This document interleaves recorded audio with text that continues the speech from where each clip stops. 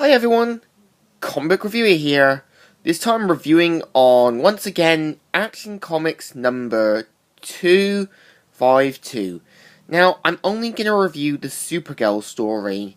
I've read it, and it's mainly starting the origin of Supergirl, Superman's cousin who will eventually have her own TV show, movie, and even showing up in stuff like Superhero High and also Super Best Friends Forever. So what's going on in the story?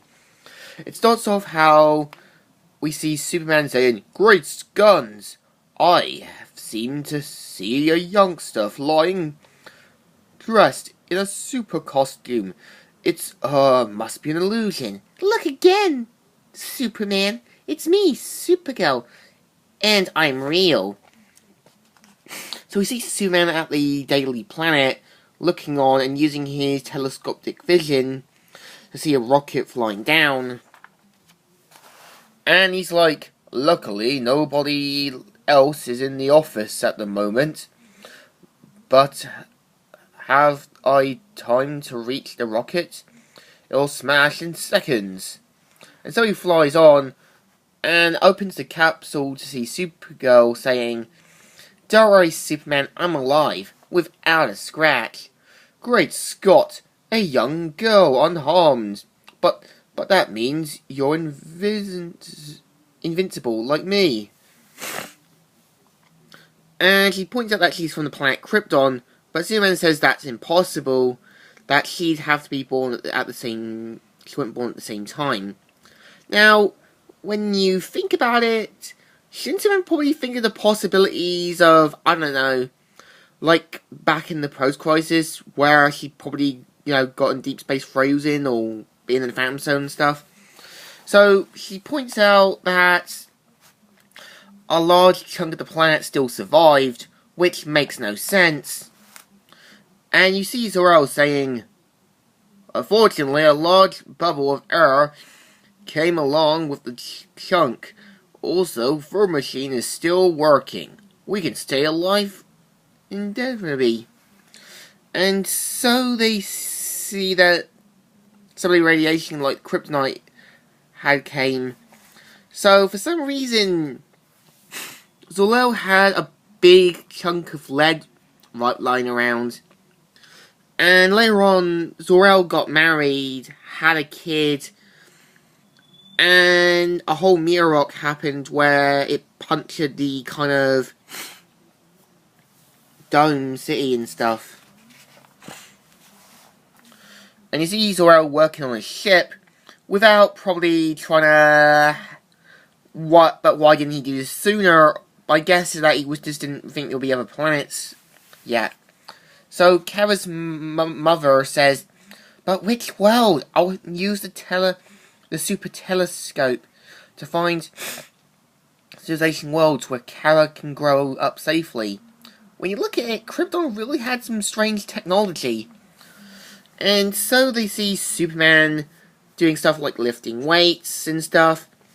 So they make Kara a costume, luckily, and she flies off, where both of them find out that they're cousins, and also the fact that Jor-El and Zor-El were brothers. So they mainly say, "We may be orphans, but we have each other. I'll take care of you like a big brother cousin, Kara." "Thanks, cousin Superman. I chose you mean I'll come and live with you?" And Superman says, "No, that would work." Now, when you think about it, it could work. I mean, you could say that she's your cousin whose parents got killed and you're living with them.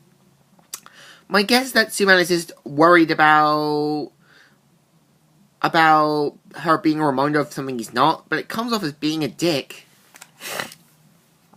So they fly off with Kara saying, I can't have superpowers just like you do, cousin. I just wanted to make sure.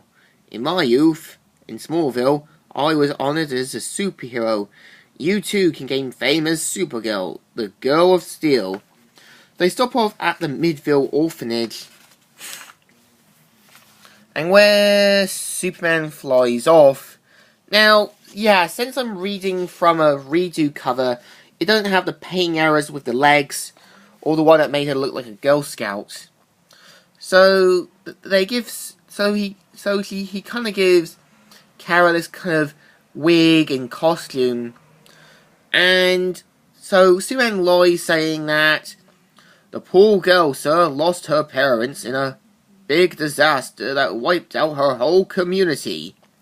I mean, wouldn't he probably look into it by the news or something? So they're introduced to the headmistress, and so they see that they give her a kind of a dodgy room, while all the other ones have been fooled up. So Supergirl mainly fixes it quickly, and decides to go off patrolling, and looks around without the possibilities of, yeah, full moon, lights in the house, people could spot her. So Supergirl sees the Superboy poster for a movie and says, well, I someday do as good a job in Midville as Superman. What will the future bring for me? It actually flies back into the orphanage, ending the story. Now, the story is kind of alright. I feel like it's a waste potential because Superman doesn't really offer Kara to stay with him, and the whole story just kind of feels like making Superman this unlikable character. I mean, yeah. So, I think I do like the post-crisis version, because it at least gives Kara a bit more of a chance to be with Superman, and a better story. So what I think? Kind of alright, but really could have been better. So it deserves thumbs in the middle. Kind of alright, but could have been better. So, Comic Reviewer here, signing out.